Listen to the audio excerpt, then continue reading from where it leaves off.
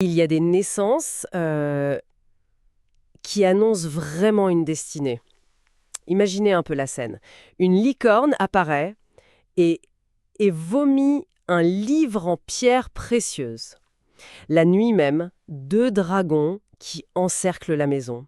5 vieillards, qui seraient les essences des 5 planètes, qui descendent du ciel. C'est une entrée en matière assez spectaculaire.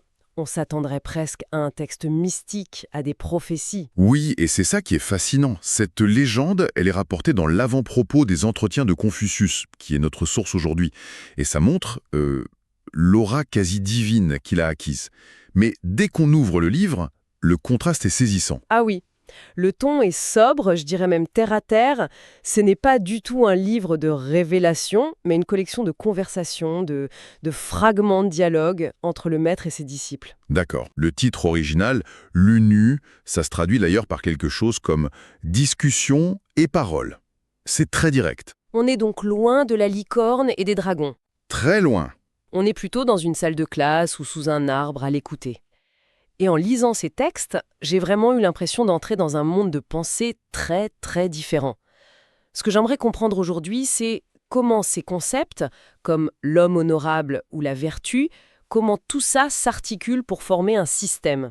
Comment est-ce que ces petites conversations peuvent prétendre nous apprendre à gouverner un État entier? C'est exactement la bonne question. Parce que pour Confucius, tout est lié. L'infiniment petit, c'est-à-dire le perfectionnement de soi, est la condition de l'infiniment grand, l'harmonie du monde.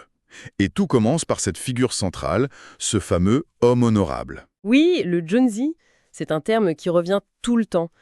Mais ce n'est pas un titre de noblesse, c'est plutôt un objectif à atteindre, un chemin.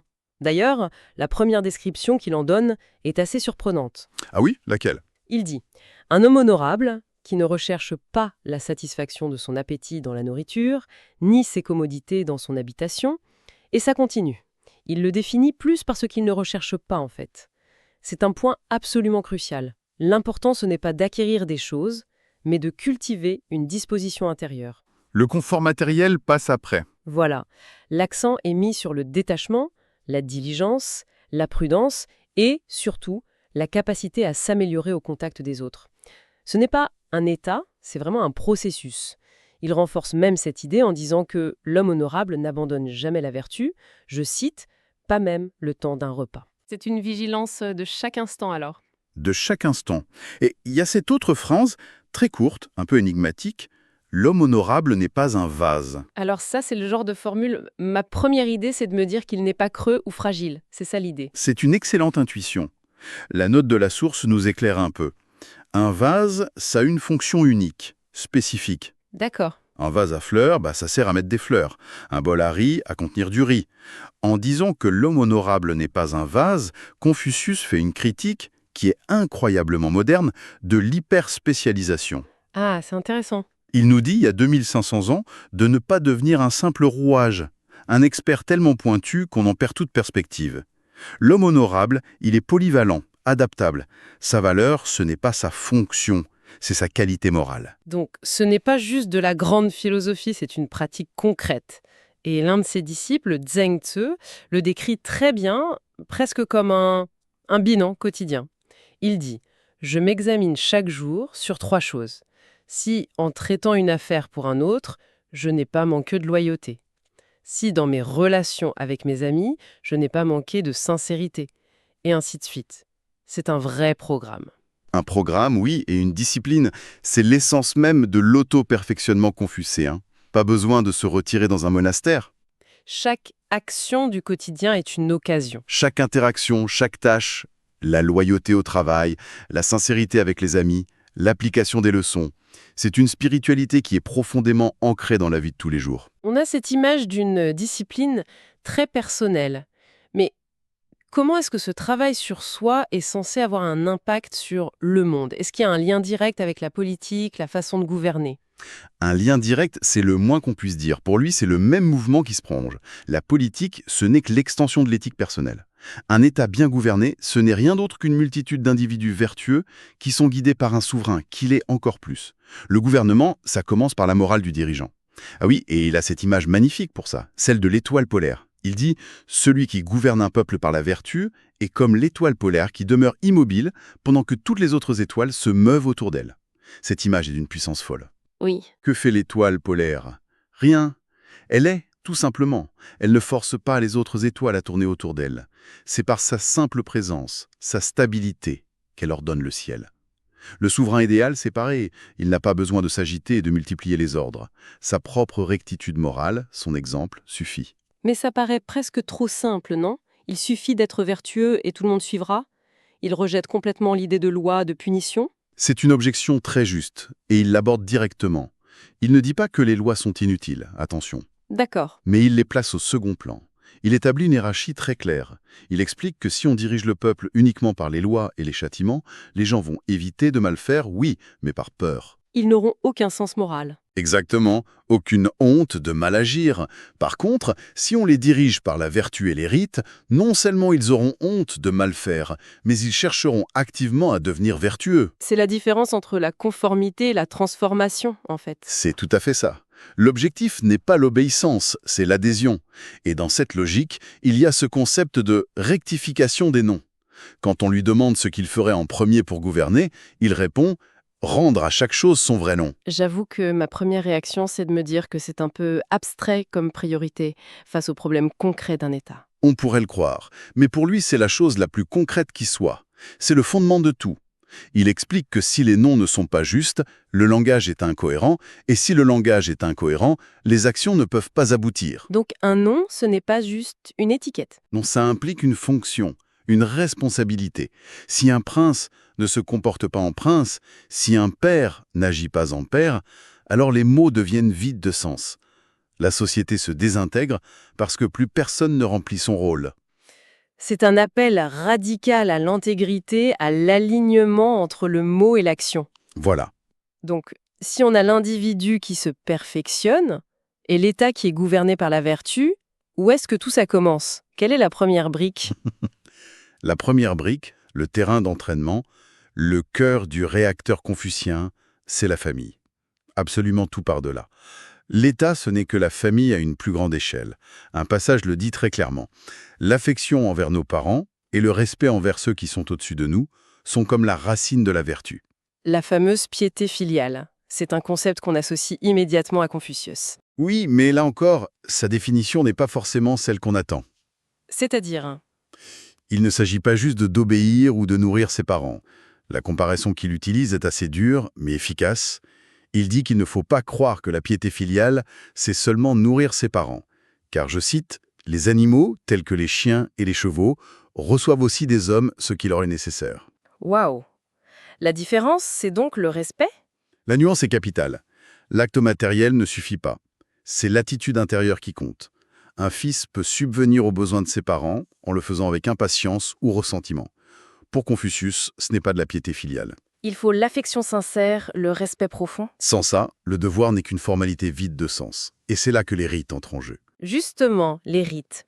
Quand on entend ce mot, on imagine des cérémonies très formelles, un peu rigides. C'est de ça qu'il s'agit? Oui et non. Les rites, ou lits, ça englobe les grandes cérémonies, oui, comme les funérailles. Mais ça désigne aussi toutes les règles de bienséance, de politesse, les convenances qui régissent toutes les interactions. C'est une sorte de grammaire du comportement social. C'est une très bonne image. Ils fournissent la structure qui permet d'exprimer correctement ses sentiments, comme le respect filial. Un passage dit d'ailleurs, dans l'usage des rites, le plus précieux est l'harmonie. Le but, ce n'est pas la rigidité. Mais il y a une mise en garde, n'est-ce pas? Il ne faut pas rechercher l'harmonie pour elle-même si elle n'est pas cadrée par les rites. C'est tout l'équilibre confucéen. Les rites sans l'harmonie, c'est une mécanique froide, une politesse de façade. Mais l'harmonie sans les rites, c'est du laxisme, de la familiarité déplacée, qui peut mener au chaos. D'accord. Les rites sont le canal qui permet à l'harmonie de s'exprimer de façon juste? C'est ça. Il crée le cadre. Tout ça, ça semble demander une sagesse et une discipline immense. Comment est-ce qu'on y arrive, selon lui? C'est inné? On est Junshi ou pas? Absolument pas. Et c'est peut-être l'un des aspects les plus révolutionnaires de sa pensée. La clé, l'outil universel pour y parvenir, c'est l'étude. Mais pas l'étude au sens d'accumulation de savoir. C'est une étude qui vise à transformer l'individu. C'est là qu'intervient une de ses phrases les plus connues. Étudier sans réfléchir est une occupation vaine. Réfléchir sans étudier est dangereux. En la replaçant dans ce contexte, elle prend une toute autre dimension en fait. Exactement. Elle devient le moteur de tout le système. L'étude, c'est se nourrir de la sagesse des anciens. Mais si on se contente d'apprendre par cœur sans réfléchir, on n'est qu'un perroquet. C'est inutile. À l'inverse, si on réfléchit dans le vide sans la matière que donne l'étude, on risque de s'égarer dans ses propres illusions. Et ça, c'est dangereux. La sagesse naît de la tension entre les deux. Oui. Il le décrit lui-même comme le projet de toute une vie. Il y a ce passage où il dit « À 15 ans, ma volonté était tendue vers l'étude. À 30 ans, je m'y perfectionnais. À 40 ans, je n'éprouvais plus d'incertitude. » C'est un cheminement continu. Et ce qui est fou, c'est que ce cheminement, il ne le réserve pas à une élite. Pour son époque, c'est incroyable. Il dit clairement « Dans mon école, tous les hommes sont admis, sans distinction. » C'est une bombe pour la société de son temps qui était extrêmement hiérarchisée. Il affirme que la valeur d'un homme ne dépend pas de son sang ou de sa fortune, mais uniquement de sa volonté d'apprendre. La porte de la vertu est ouverte à tous, du prince au paysan. À condition de fournir l'effort. Et il y a une autre idée qui me semble très moderne, Evelyne. Son insistance sur l'honnêteté intellectuelle, sur le fait de connaître les limites de son propre savoir. Il dit « ce qu'on sait, savoir qu'on le sait. Ce qu'on ne sait pas, savoir qu'on ne le sait pas, c'est savoir véritablement. » C'est plus que ça, c'est le prérequis à tout apprentissage. L'arrogance de celui qui croit savoir l'empêche d'apprendre. C'est l'humilité de reconnaître son ignorance qui ouvre la porte. C'est ça qui permet de continuer à apprendre toute sa vie. Et c'est ce qui lui permet, même à 70 ans, de suivre les désirs de son cœur sans jamais transgresser aucune règle. C'est l'aboutissement d'une vie passée à être honnête avec soi-même. Finalement, en parcourant ces entretiens, on voit se dessiner une idée très forte. L'ordre du monde commence à l'intérieur de soi. Le perfectionnement de l'individu est la graine qui donne une famille harmonieuse, qui elle-même sert de modèle à un état juste et stable. Tout part de l'infiniment petit. C'est une vision du monde totalement intégrée. Le personnel, le familial, le social, le politique, ce ne sont pas des sphères séparées comme on a tendance à les voir aujourd'hui. Ce sont des cercles concentriques qui émanent d'un même centre rythmique, l'effort de l'individu. Chaque geste a une portée cosmique. Et pour terminer, il y a cette phrase qui résume peut-être l'intensité de cette quête. Confucius dit « Celui qui le matin a compris la voie, le soir peut mourir content ». C'est une pensée vertigineuse. Oui. Dans notre monde qui valorise la longévité, l'accumulation d'expériences, les bucket lists à rallonge, que signifierait trouver un sens si total, une compréhension si profonde en un seul instant, que ça suffirait à rendre une vie entière immédiatement accomplie? Ça nous interroge vraiment sur notre propre définition d'une vie réussie. Est-ce l'accumulation d'expériences ou l'atteinte d'un unique moment de clarté absolue?